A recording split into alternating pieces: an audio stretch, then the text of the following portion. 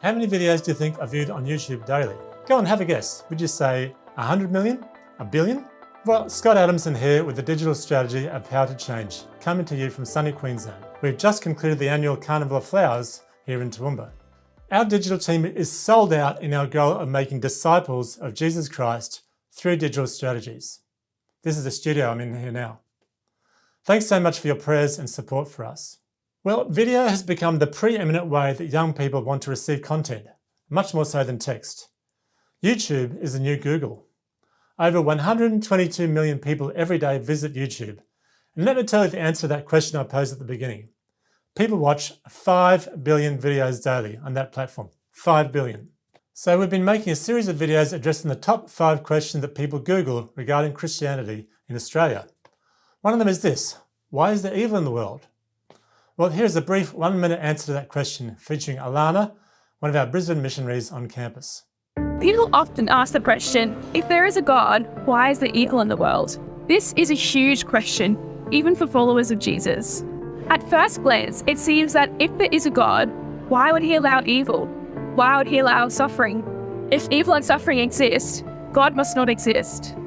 But if God created a world where he stopped all bad decisions and got rid of all of the evil, then there would be no freedom left in this world. We would all just be mechanical robots. As a follower of Jesus, I believe that asking, why is there evil in the world, is not as important as asking, God, where are you in this situation? We all experience hard times and tough situations. And the authors of the Bible teach us that God is here with us in all of those situations and uses them to grow and mature us. I hope that was helpful.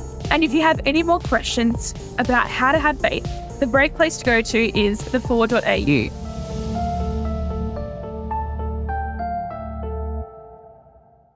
This video has had 1,400 views in the last 2 weeks. Please pray for more views and for fruit from this campaign. Now, we also make video content showing how God is at work in people's lives. Andrew Powell has been a member of the Queensland Parliament for 14 years, and he's a graduate of Power to Change from the University of Queensland in the 1990s when I first started with the organisation. We interviewed him recently outside Parliament House, and he reflected on his time with Power to Change at uni.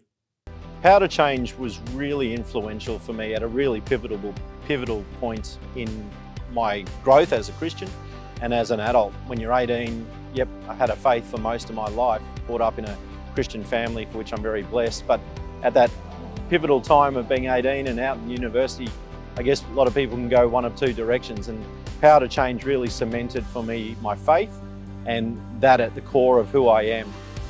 Power to Change also showed that it's important to have a missional focus. And yep, that might take you out onto the mission field in another culture, but equally you have to have a mission focus regardless of your profession. So having that mindset has been really important. And the importance of understanding the Bible, reading it, and discipling others is really something that I've taken from my time with Power to Change. And in my case, that might be one politician at a time. It's important that we have Christians who want to put their hands up and represent a state seat, a council division, a federal seat. I guess my advice is though, know that politics is always an art of compromise. The one thing you can't compromise is your faith. Thank you again so much for your prayers for our family. My wife Rachel and I are so thrilled that recently we became grandparents. Clara was born in March to our eldest daughter India and her husband Jesse. Our other children are Holly, Eloise, Micah, Isaac and Sophie. Please be in prayer for each of them to be knowing God's presence and seeking to follow him. Sophie is actually our last child left at school. She's in grade 9 this year. Thank you again so much for your continued support. For those of you in Wollongong, I'm planning to visit in January, so hope to see you then. Bye.